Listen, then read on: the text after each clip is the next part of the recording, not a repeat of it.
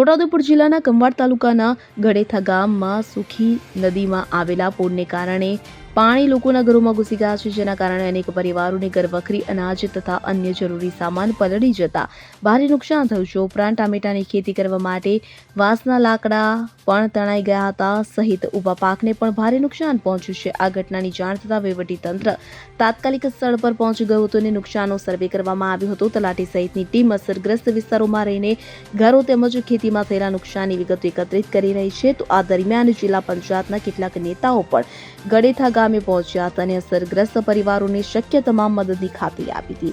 ત્યારે નુકસાનનો ભોગ બનેલા ખેડૂતો અને ગ્રામજનોએ સરકાર પાસે યોગ્ય વળતર અને તાત્કાલિક સહાયની માંગ કરી છે. ઇમરાન મિર્ઝા, છોટાઉદેપુર.